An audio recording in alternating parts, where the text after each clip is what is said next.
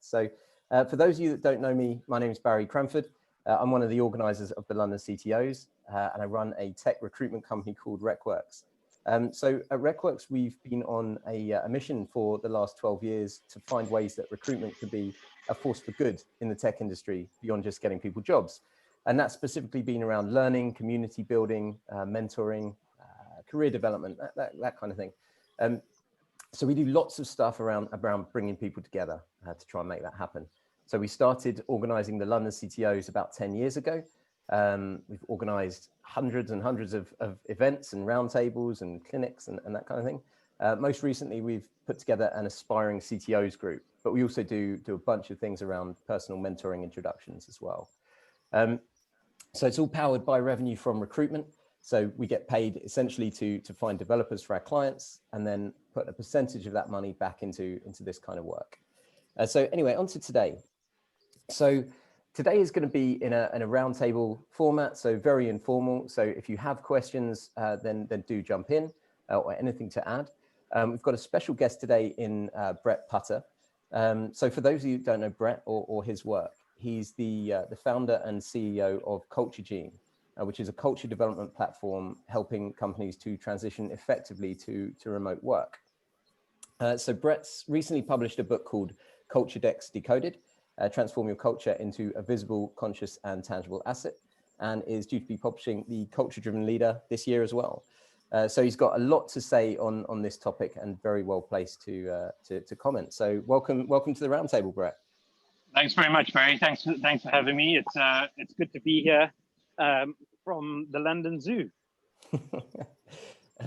So Brett, I'm going to jump in. I've got some questions that we've got prepared, and I've had some that come from myself and things that other clients have discussed, and some others that have been submitted along the way.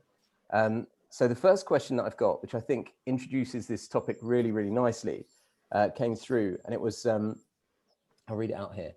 Culture often is a list of happy words that surface during a company workshop. At best, these words end up printed on a wall, and at worst, they end up forgotten. So what do you do differently? So yeah, I'll hand over to you for that one. Thanks. This is a great question. This is the mistake that most companies make.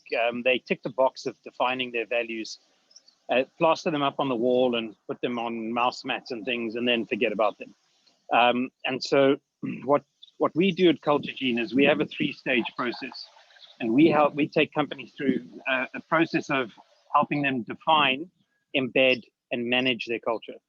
So when we define the defined stages, we work on defining the mission, the vision, and the values. And then then most companies stop there and nothing changes. What we then do is we define the expected behaviors associated with those values. So to give you an example, if one of the values is teamwork, the expected behavior could be the team always comes first.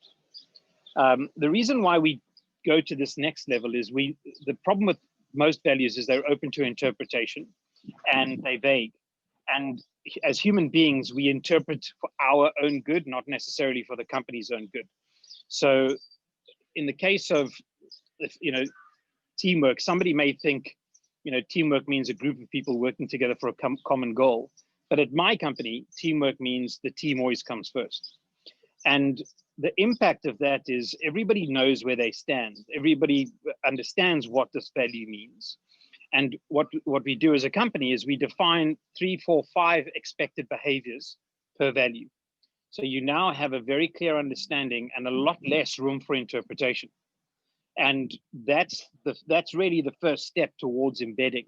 Then what we do is we embed that into the hiring process, the onboarding process. We embed it into the processes, other processes, as well as the functions of the business. We give the leadership guidance on how to view the way they lead through this framework of values, mission, vision, and expected behaviors. And then over time, we help them embed it through reward and recognition initiatives, through what we measure and control, how we behave in crisis situations, how we hire, fire, and promote, and so on. So the process we take companies through is a lengthy process, and it goes very, very deep into the layers of the onion of the company. Okay, fantastic. Okay, so a few things from what you were saying there that I just want to unpick. So when you said that you define the expected behaviors that come with those values, and I think that's so true. So many people stop at just here's the value, put it up, and that's it. But that seemed like a crucial extra step between that and then doing the behaviors. Could you give any other examples of other values and what the behaviors might look like around them, just to kind of help give a bit of a rounded perspective on that? Yeah. So if you look at if we take a value like maybe grit, for example, what does grit mean? Grit, grit would, one of the expected behaviors could be we walk through walls, or could be we don't let go. We are, we're like bulldogs. Depending on the company, you would phrase it differently. So one of a value could be we default to transparency. The expected behaviors could be we share openly and honestly. We communicate with candor.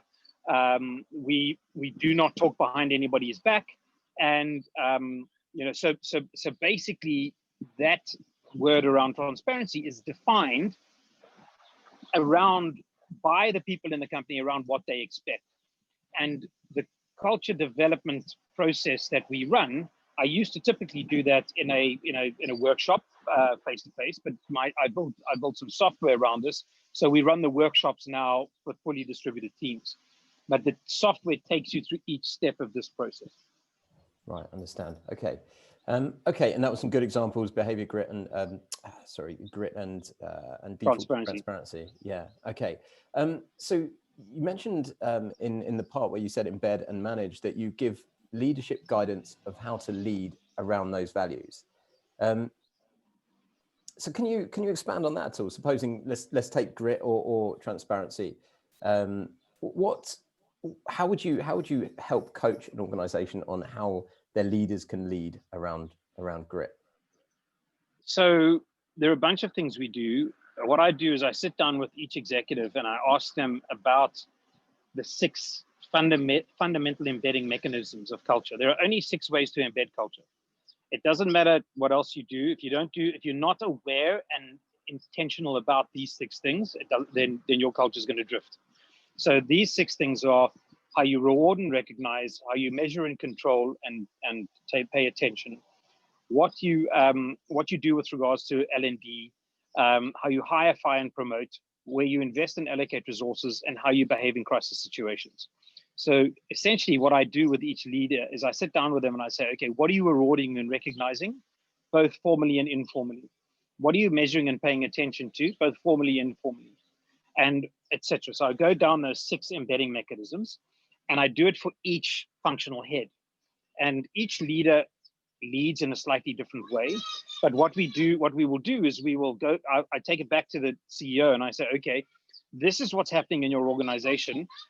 These people are not, your leaders are generally moving in the right direction, but they're not being focused on the values enough, not being focused on linking the values to the embedding mechanisms. They're not thinking about things. So for example, if we default to transparency is one of our behaviors. In my latest book is a really good example. There's a company called Gideon, and the CEO of Gideon was asked, what do you and the management team do in your management team meetings every week? What do you talk about? And Martin, the CEO, actually thought, and he said, well, actually, one of our values is transparency, and it doesn't make sense that that one of my employees has to ask that question. So they weren't being as transparent. And that action of leading that team in a non-transparent way meant that there was a question in the team's mind. So what they actually did is they invited somebody to join the leadership team as an observer for every one of their management teams. So they realized they weren't demonstrating it. They weren't demonstrating to their team the full transparency that they wanted, and they brought somebody in to demonstrate that. So that's a very good example in my book of a company that realizes they are not living the value and not embedding it through the mechanism, the 6 embedding mechanisms. Really interesting. Really interesting. Okay. Okay. I'm going to move on then to the next part, which is really what the title of this event was, which is around not just culture, but culture in 2020. So obviously we've seen a lot of companies forced into remote teams, and I know a lot of people have chosen to stick with remote first approaches. Others are now considering moving back, and it seems like there's a lot of questions in this space. If it's one thing having these culture things live when everyone's there, but making them live remotely is obviously very tricky. So how have you found this year in general, and the move and for your clients? So my clients are fortunate in that they have been thinking about their culture or have been working on their culture already. Most of the companies I work with have what I call culture-driven leaders. In other words, they've been thinking about it, and they've either tried to do something and failed, or they've tried to do something that's kind of succeeded, but they don't know what to do next. And so I then help them extend that. So most of my clients have struggled. Actually, all of them have struggled in different ways, but they've had a better transition than the companies that haven't thought about their culture. The most companies that were office-based previously relied on the four walls of their office, frankly, to actually develop and maintain their culture. They relied on the informal communication, the physical interaction, the learning through osmosis, and watching through osmosis.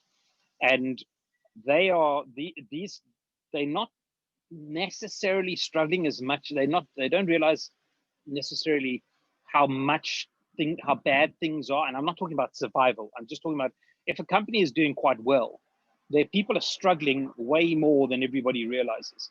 And there are big issues like burnout and mental health issues and loneliness and collaboration and communication issues coming down the line. And I just think from what I'm seeing is that there's either a case of my sort of head in the sand, or we hope it goes back to normal, and then we can get back on with what we were doing. And I don't think we're going back to normal ever again.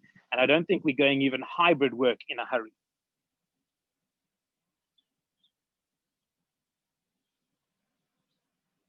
We've lost you. I can't hear you. You're muted, Barry. Interesting and slightly scary, I guess, from a cultural perspective, and the impact, as you said, if the company's doing well, there's things that you can't necessarily see that are going badly. So is there any kind of quick wins there? Is there anything that can be done to help rectify this position that people are in? The first quick win is to actually realize and to actually just stop and go, oh, wow, all right. We can't, if you are still recruiting and using the same recruiting processes that you did, just changing it to a digital format, and you're still doing what you were doing 10 months ago, and you're still doing that now, you're in big trouble going forward. I fundamentally believe that. It's kind of working now because we're in this pandemic. This pandemic means people can't go out and have fun. People can't go out and get new jobs easier, et cetera, et cetera. People want to retain their jobs. But as soon as that becomes loosened up, you're going to have this situation. So in regards to the quick wins, the first thing is realize that this is happening, and realize that your culture, the way we do things around here 10 months ago is not the way we do things around here now. That's your culture. And it's not your culture the way we will do things around here in 6 months' time. It's changing rapidly. And if you aren't aware of that, then you are subject to it. You are not managing it.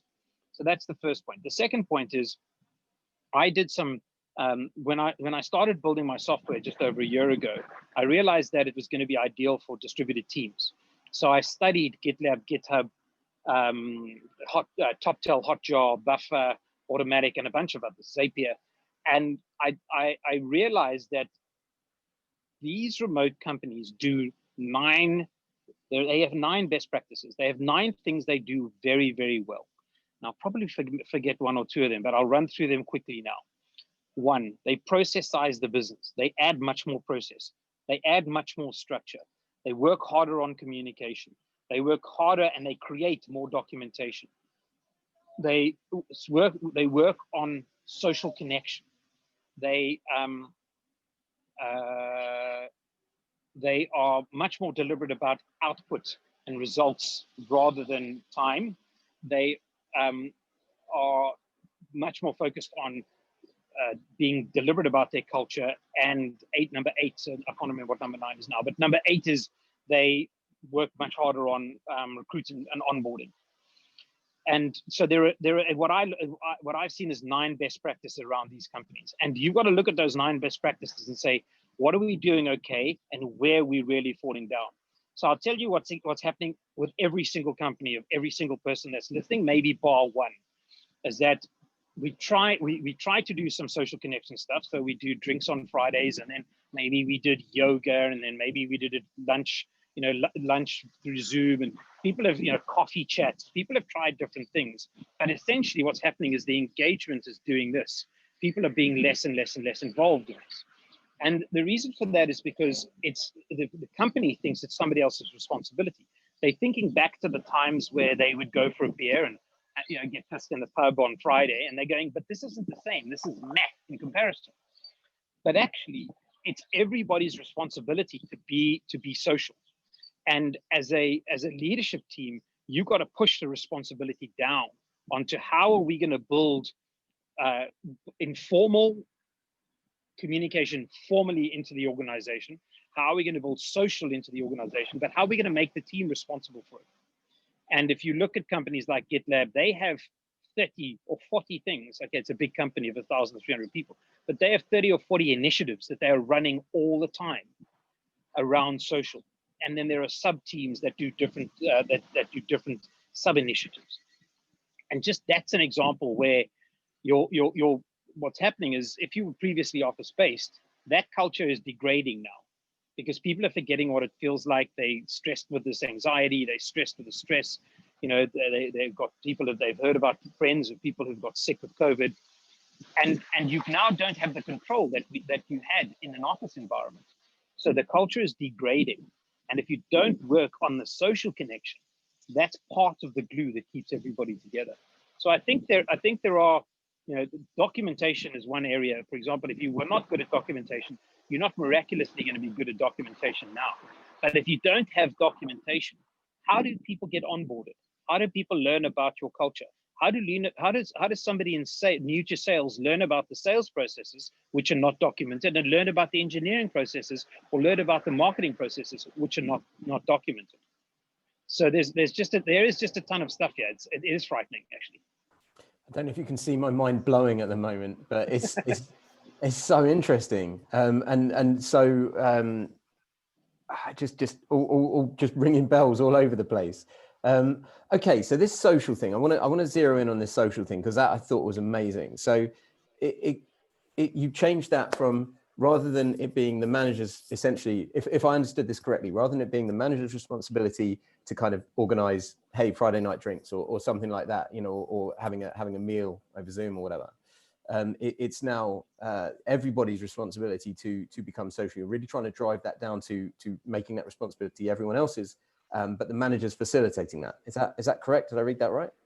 Yeah, that's right. So first of all, there are, in my company, there are compulsory events that you have to attend. If you work in my company, this is the way it works. And then there are other events that are not compulsory. You can pitch or not. But what I recommend my clients do, because ours is a small team, so if we'd had a committee, it would feel a little bit awkward. But I recommend my clients create a committee around social initiatives, and that committee must consist of somebody who doesn't like social stuff, somebody who's all over the social stuff, and a whole, everyone in between. And that committee has to go out and say, okay, let's set up a group for people who love piano. Let's set up a group for people who are into red wine. But make the people who are into those things set the group up, get their passion involved. And so you create these. So for example, Zapier have over 100 #/channels, from #fun to #dogwalkers. And those small subgroups are the pieces of the glue of the culture that all come together to make one thing. So you've got to look at it and go, so Hotjar, for example, they put you into a tribe when you join the company. So obviously they've got engineering, customer success, product, marketing, etc. And those teams are teams, but what they do is they say, okay, we'll take somebody from engineering, somebody from product, somebody from marketing, somebody from sales, somebody from whatever, and we'll form a tribe. And this tribe meets and talks every Thursday. So now you're creating, and maybe they talk about work, maybe they don't. You know, they decide. They decide what they want to talk about. Or you can say, this week we'd all like you to talk about this thing. Give us your feedback from your tribe. And now it becomes a different element. It becomes a different way of working in the organization. So different companies do different things. Remote companies do different things to encourage this social connection. You know, from sharing, you know, books I've read, etc. So social has to be. Most companies are thinking, well, this is this is shit because it's not the same as going for a drink. But yes, this is going to continue. I believe we're going to be like this until the end of 2021. It's a terrifying thought. I've got 2 kids under 3, etc., etc., and that's my belief. That's where my mind is. So I'm thinking, if it is that long, what do I do to make sure that my culture isn't degraded? What do I do to make sure that the people who I bring into the organization don't bring in a new culture, but fit into my current values, and the people can actually connect in with the people who they join? Yeah, very interesting. I was talking to Dom Carlo, who works with here at RecWorks this morning, and she was talking about how Monzo have a book club, and we were talking about, you know, how that might work and how that might look. So it's interesting to kind of hear the thinking behind these things, where you've got you could see all these different, like you say, dog walkers and whatever they may look like, and all of this I assume happens in work time, and in you know, I know you're saying it's less about the time, but there's no such thing as work time in remote. If you think if there's work time, you're in for a surprise. Because remote doesn't work like that. Remote is not about synchronous communication. It's mainly about asynchronous communication. It's about respecting people's home environments and allowing your organization to develop into an operating system that allows for that. If you look at a company like Hotjar, they structure their week and they say, this is what we do on Monday, this is what we do on Tuesday. Wednesdays, meeting-free days. Thursdays, Fridays. You have to be available online between 2 and 5 p.m. CET. That's it. That's the way we work around here. If you don't like it, please don't join us. And we won't offer you the job. Obviously, there's a lot of, we're transitioning. So people are unsure about, do I like working like that or not? But that is just the reality of it. I surveyed 165 startups in April. And so I've got a list of, 40 of these things, from yoga to lunches to coffees to Netflix movie watching, etc. I'll share it with you for you to share with the attendees. Interesting. Okay. So we've had a quote and a question here from Russell Murray. So Russell says, this is great. So what is your definition of culture? Simplistically, it sounds like a renewed focus on how rather than what they do. And is that renewal always built into the new culture? So thank you for the question. So culture is the way we do things around here. And the way we do things around here, the way we did things around here 10 months ago in an office is gone now. And the way we do things around here now is the new culture. There will still be some underlying elements of your previous culture that transition across. So it's not a brand new culture per se, because there will be elements of the way I talk to James in sales, or the way Jackie and I in marketing, the way we operate. She understands the way I think, and that's part of your culture. But it's the behaviors, norms, habits, principles. It's the communication styles. It's it's this whole combination of how we do things. And if you underpin your culture with the values that you believe in, that you and your organization believe in, these are the values of how we're going to work, and these are the behaviors we expect from people. It almost doesn't matter in a way. You have to sometimes adapt your values as your culture changes, because as you go from 50 to 250 people, there are changes that happen. And as you go from pre-COVID to in the pandemic, your culture is changing. You have to think about your values a little bit and maybe adapt some behaviors a little bit. But yes, culture, the way I see culture is it's very simple on the one hand. It's the way we do things around here, but it's incredibly complex on the other because it's largely invisible, subconscious, and intangible. And it's the role of a great leader to make the culture visible, conscious, and tangible. Interesting. Russell, does that answer your question? Did you have any follow-up on that, or are you? I guess I'm just interested in the focus on how you're doing things during doing it, and I guess that's probably relevant in times of crisis, whether it all breaks down and becomes transactional or not. And because in a culture where it's all about getting things done, how you do things brings in more considerations and takes longer to process and is new for people. So who is actually going to be around to lead that? And that's why I use the word renewed, because if renewal isn't part of the culture, constantly looking at how you're doing things, like you don't come in and change things in a one-off way, right? No. You want to show them how to fish, basically, right? So they need to keep on learning how to fish rather than just fish, is what I'm trying to say. Does that make sense? Yeah, I think what happens is most leaders and most companies do not think about their business in this way. They are, this is, we're either fighting fires, putting out fires, or hopefully being successful. But generally, it's just head down and get stuff done. And a culture forms around that based on the founding team and the people that founding team hire, and then the additional people that are brought on board. And so if you stop and actually think about how we do things around here and how we want to do things around here, it gives you a framework, and it actually gives you more time, because you can actually stop and go, actually, should I be doing this? Should we be going down this route? Does this fit our values or not? And if it doesn't fit our values, should we change our values, or should we not do it? And so the point of the reason why companies like Netflix, companies like Google, companies like Facebook, companies like Amazon, the reason for their success, and a lot of them talk about this, is the culture accelerates what they do, because they know, they understand what they need to do. And so it's being on top of, once you've defined your base level, our values, our mission, and our vision, and staying on top of, are we living our values, I think is that renewal piece. Do we need to adapt now, or are we, is everything fine? Are we living our values? Are we happy with that? We will need to go through a process of renewal now and review, because of the changes that are happening in our business.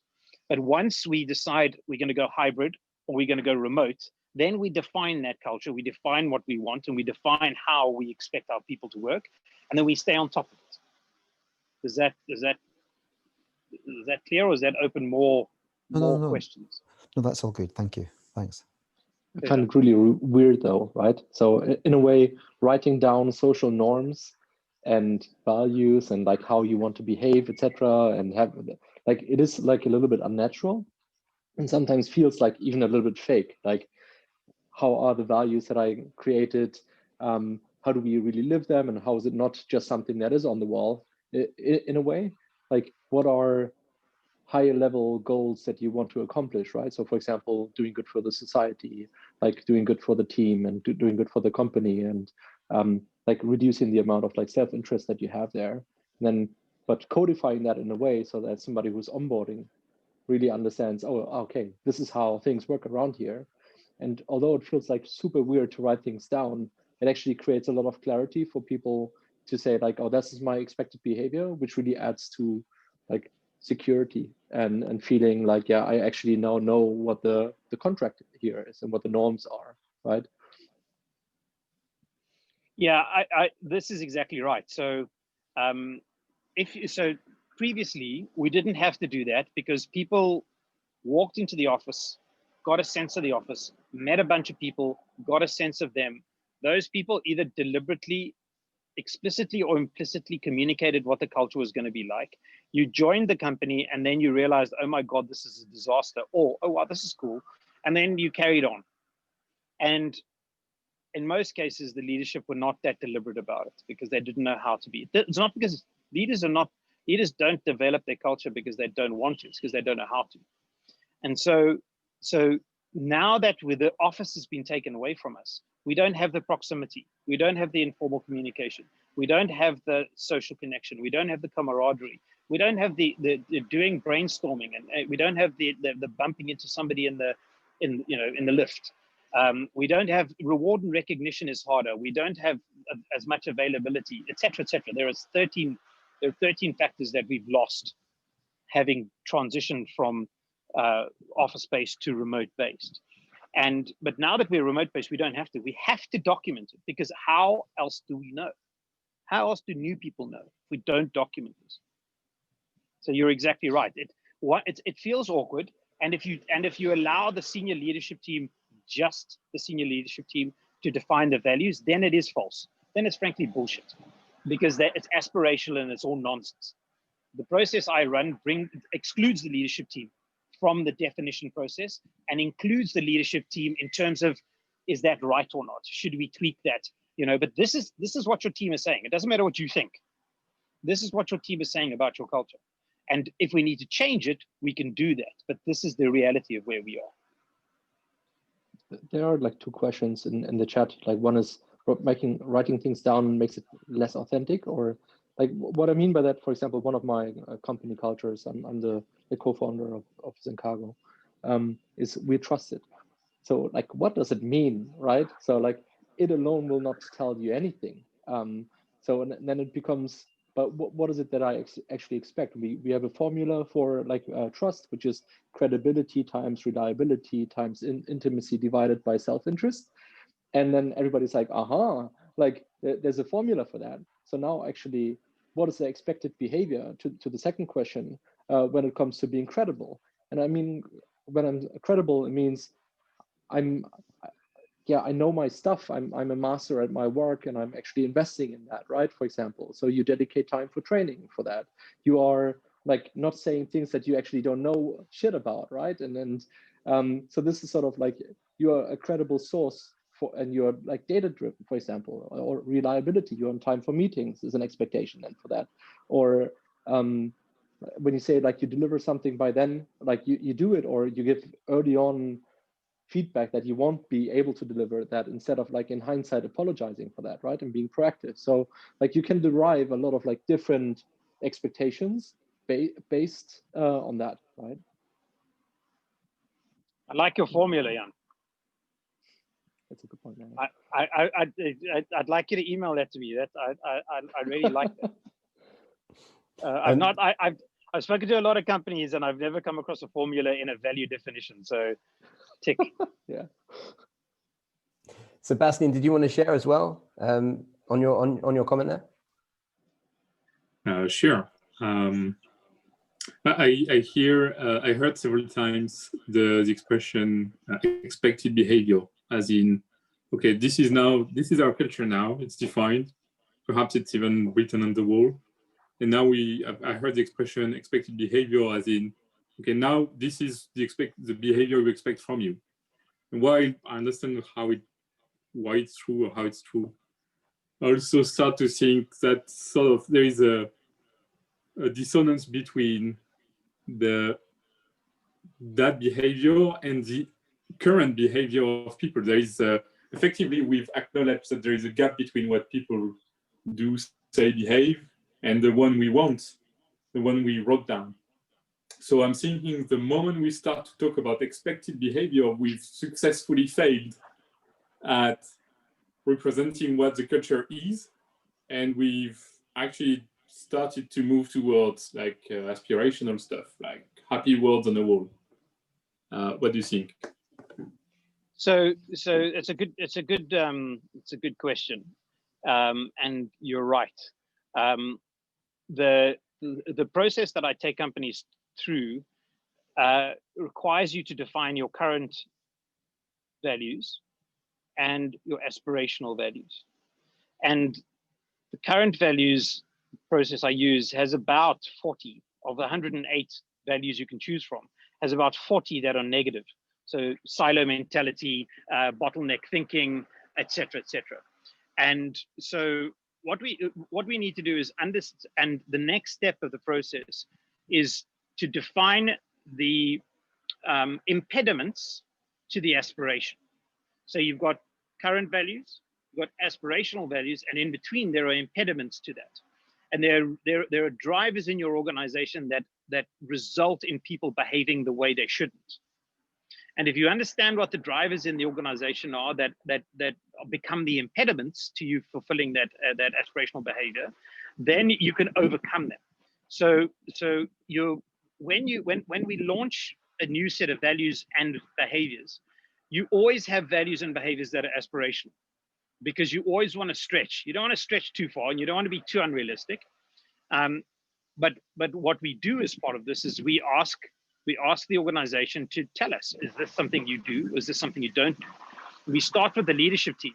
So I survey the leadership team and I say, okay, score yourself out of 15 for how you live these behaviors on a daily basis. And then I ask their team to score the leadership, to score their leaders on how their leaders lived it. And then we compare. So the leadership says, I score myself 11 for whatever it is, and their team scores them for 4 or 5. Then we look at the gap and we say, oh, this is interesting. So your perception is wrong. So we do this as part of this process. The process I run through with companies is a long and an extended and a deep process, where as I said, I go deep into the layers of the onion. And if you just set up with a bunch of aspirational behaviors and you don't do anything about them, and you don't understand that they are aspirational, then you are right. Then it will be a case of, whatever, this is nonsense, I don't believe in this. But if you don't have aspirational behaviors, then the current behavior doesn't know it should change. So that's the balance that you have to find, but you also have to be able to go and say, call a spade with the leadership team first. It all starts with the leadership team. The team below them will respond and behave accordingly if the leadership team adapt and if the leadership team live this. Does that answer your question? Yeah, that's very clear. Thank you. Brilliant. Thanks, Sebastian, Jan, and thanks, Brett, for that. Okay, so moving over then, you've talked a lot, and I read a lot on your work about this hybrid culture. So what's the difference between remote and hybrid from a cultural development perspective? Nothing at all and a hell of a lot. Okay. So a hell of a lot, because when we're all remote, we're all in this together. Yes, some of us are in different houses, but we're experiencing this work thing together. We're experiencing this new culture, even if it's undefined, we're experiencing it together. If we're in a hybrid situation, you can end up in a situation where there is an us and them. Us in the office, them who are remote. And the people who are remote don't experience work in the same way. They feel left out. They feel excluded. They feel not included. They find that they have to advocate and be more vocal about their work. They feel that they will not be given the same promotion and career opportunities as the people who are in the office, because the leadership team see them working in the office. So that us and them situation can result in a very dangerous situation of what I call second-class citizens. The people who are remote do not enjoy working in your organization because you haven't designed it to be remote first, and they will eventually leave your organization to go and join a remote first company because the people in the office behave in a certain way and the remote people do not work like that. So prior to COVID, this wasn't a big issue because you had a couple of, a handful of really great fully remote companies that weren't going to poach all of your people. But now there are thousands more fully remote companies who are going to be actively looking to take good people. And if I felt like a second-class citizen in your organization, I wouldn't. So that's the difference. The reason why it's the same is that if you are going to run a hybrid organization, to respect the people who are second-class citizens, you have to run it in a remote-first manner. That means you have to understand how remote companies work, and you have to implement remote operating system capabilities over time. And those are the 9 best practices that I mentioned previously. So there are a lot of leaders thinking, I will, A, hopefully we'll go back to normal, which we won't. B, hopefully when we're hybrid, 20% of the team won't be working from the office, but that's okay. I'll just run the business the way it ran. And that's completely unrealistic, because you will end up with second-class citizens. The first step to running a remote-first business is the leadership do not work from the office. Maybe occasionally, but the leadership work from home or work from co-located spaces, not near the team, because otherwise everybody will gravitate towards the leadership, because that's where things happen. Does that answer your question? It certainly does. Yeah, very interesting. You can easily see how that would happen. Okay, so we've covered the next one. We've already talked about the social aspects, just going down to see what we've already got. Okay, so this is another thing that comes up from time to time. Whiteboarding, brainstorming sessions, how do we discuss design solutions and make good decisions whilst remote? Have you come across any good ways of, or the closest way possible to replicating everyone in a group together around a whiteboard? Yeah, so this is like trying to replicate being in a pub. It doesn't work. It feels meh. And actually, if you look at the companies that are remote who do this well, they lean back on documentation. Okay, so what somebody like GitLab does is they use a Google Doc, and they come and they basically will set out what are we looking to achieve here. And they will share on a Google Doc their ideas, and then they'll talk through the ideas on the Google Doc. And actually, they often end up not even having to have a synchronous video call about it. Obviously, they've been doing this for a long time, so they're very practiced at it. There are companies like Mural that do whiteboarding software that companies do use fairly successfully, from what I've heard. I've not really I've not used it, so I can't really comment. But if you're trying to replicate what it was like, then that's the first step that you're doing this wrong. You've got to find the new way that your company operates, and companies like Mural do this. They've got software that does this, but actually companies like GitLab and others work out how to do this in a structured way that doesn't require one loud person dominating or the quiet people not commenting. It allows for real-time chat, real-time communication. There isn't a perfect solution to this. It is harder to do. Yeah, we had a talk from Owen. I think he's on the call as well, about Miro, the whiteboard tool. Just seen that Jan's mentioned it as well, and that was the closest I think that has been found, at least from my experience, to replicating it. So, as you say, like trying to replicate going down the pub, there's just no real comparison to the two, but that seems to be becoming close. I quite like this idea of almost not trying to replicate it, but trying to create something new in its place that achieves a similar outcome. This is a really important message for you and your teams and the leadership team, because everybody's heads are stuck back with what they knew, and everybody's comparing this. So they're going, well, this isn't like that. That's shit. That isn't like that. It's shit. It doesn't feel right. But they're actually, it's almost like only saying, okay, we've gone to the moon now, but let's behave as if we're on Earth. No, gravity, etc. Let's now adapt. This is the new reality, and it's, people are thinking in 2 or 3, the government said whatever, think like this for 6 months. Nonsense. This isn't going to go away. If it's anything like the 1918 flu pandemic, in a year's time, almost to the day, there will be another bump. There were 3 spikes in the flu pandemic, and the 3rd spike was a year later. In between, there's going to be mini spikes. Yeah, we're seeing a lot of people saying similar and trying to find ways to be able to adapt to what is so unpredictable. So yeah, okay. Yeah. Okay, in terms of performance and culture then, have you experienced a lack of commitment arising due to the remote work setup? And if so, any thoughts around that? Yeah, I have. I've seen productivity do this initially, and now it's starting to do that. And that commitment is coming from, the lack of commitment is on two levels. It's one, I'm seeing it very clearly where there was a command and control micromanagement type culture. This is, you know, if you have a micromanager in your organization, or frankly, if you are a micromanager, get them a coach. Get yourself a coach like yesterday. You can't micromanage in remote. You can try, but what then happens is your people have to demonstrate to you that they are working, so they work longer hours and they burn out. There are lots and lots and lots of studies on this. You cannot do it. You have to try and adapt.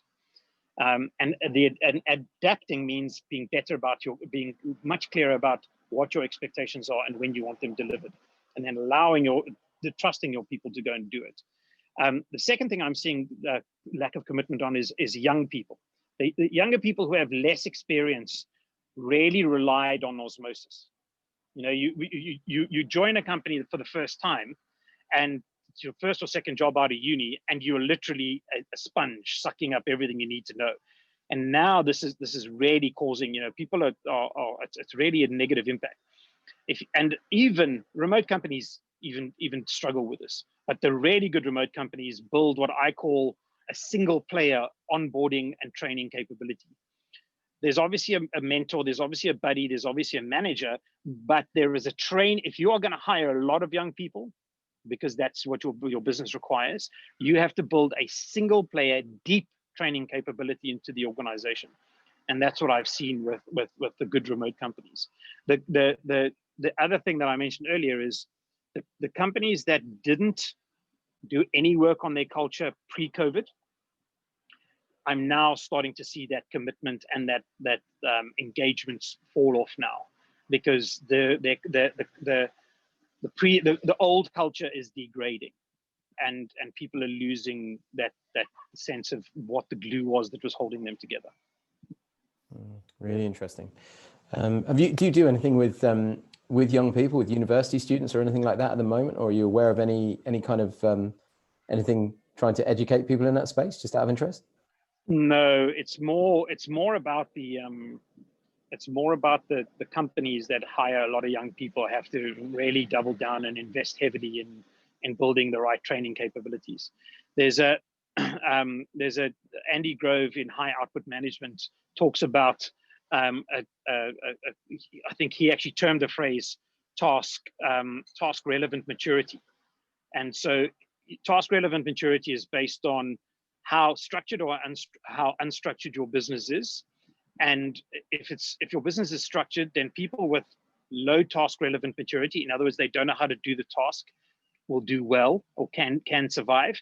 In an unstructured environment, people with low task relevant maturity, in other words, they've never done the task before, they don't know how to do it, and they don't know who to learn from, will actually really suffer. And frankly, most tech startups and tech companies are low structure environments. So you need a task relevant maturity is about understanding, not do I think this person can do the job. It's about understanding this is the job, this is the project, this is what they have to do this week. These are the tasks they have to complete this week. Which tasks have they done before? Okay, they haven't done those 3 tasks. I need to train them on it. I need to monitor them on it, and I need to mentor them on it. How do I do that? So you really go granular when it comes to hiring younger people. Okay, great. Okay, guys, we've got about 10 minutes left. Excuse me. So if anyone's got any burning questions in there that I've not covered, then feel free to unmute or just put them on the chat window, and we can open those up. Just quickly then as well, somebody had submitted a question on content. How CTOs can use content to create a better culture. Now, I think you've covered this early on, but can we go a little bit deeper into this in terms of once you've got your value and you've sort of got those behaviors down, how is that content stored? How is that kind of documentation stored, and you know, how do people come back to it? Where do they go? What do they do? So so there's two types of content. One is the documentation, and the other one is the content you create around your behaviors. Which one would you like me to cover both? Of course, yes. The documentation was my initial question, but then yeah, if there is something you could add on content that supports it, that'd be great. So there are a bunch of platforms that companies are using. GitLab is one of them. Obviously, Atlassian's Jira and Confluence. There is Notion for the wiki. Companies are using different pieces of the puzzle for their documentation. And normally what I say is understand what your tech team are using and then build it onto that, because the tech team normally has the best documentation across the company. So use the tech team, understand what they're using, and then see if you can, for example, if they're using Jira, you can then use Confluence, and it's a nice transition, or get everybody using Confluence. And the best way to do that is to say, ask everybody to just describe what their most important work process is, and then put that into the document. They own the document, they maintain the document, et cetera, et cetera. In terms of content around this, the best way to communicate the values in action is actually to tell stories. So if you carry on talking about the values, that's great. But if you say, we default to transparency, and our CEO, when the VC said, why do you want to share that kind of data with your team? It's dangerous. They could give it to a competitor. The CEO decided to do it anyway because he trusted his team and he wanted to live the transparency value. That's a story that you tell to every new onboarder. It's a story that demonstrates, a number of elements and values online. So from a content perspective around culture and values, I believe that the stories and finding stories and rewarding and recognizing against that and turning those into stories is a great way of building the momentum around the culture, because a great story lives on. A great story demonstrates the values in action much better than talking about them does. Yeah, 100%. Okay. Okay, finally, and my final question, assuming we've got nothing else from anyone else, is what's the one thing that keeps you awake at night? Well, apart from my 1-year-old. So I sort of covered it a little bit earlier, but it feels like I can see the tsunami. I'm standing on the beach and I can see the tsunami, and it's about 2 kilometers out, 3 kilometers out, but I can see it. It's clear to me. But a lot of leaders that I talk to are putting their heads in the sand. Your business cannot just, yes, you can adapt, and yes, you can kind of make it work. But the best businesses are going to adapt quickly to hybrid. They're going to adapt quickly to remote. They're going to adapt quickly to the changes.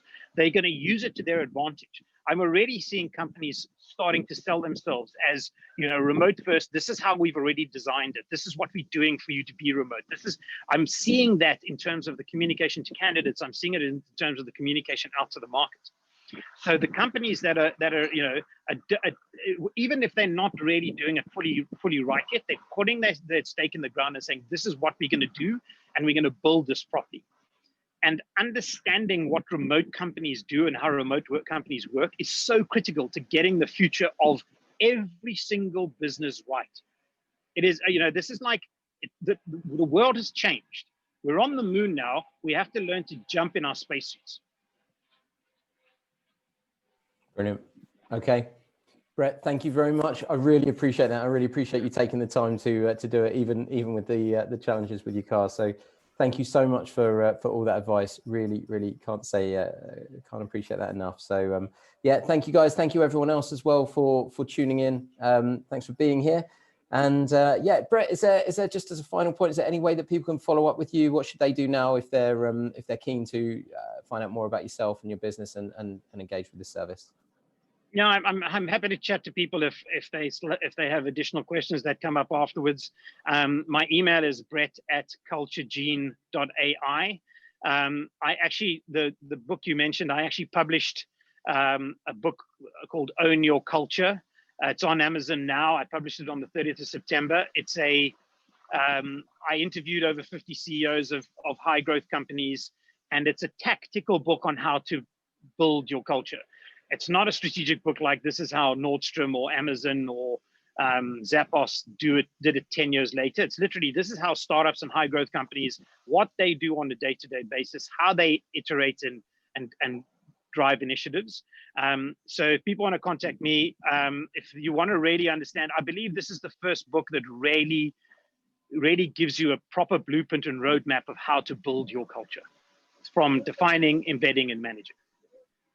Fantastic. Well, we'll get a note of that sent out to everyone here and everyone that's signed up as well. And Brett, hopefully we'll have you back at some point in the future. Look forward to it, and thanks very much. Thanks for having me, and stay safe out there, everybody. Brilliant. Thanks, guys. Cheers. Bye-bye.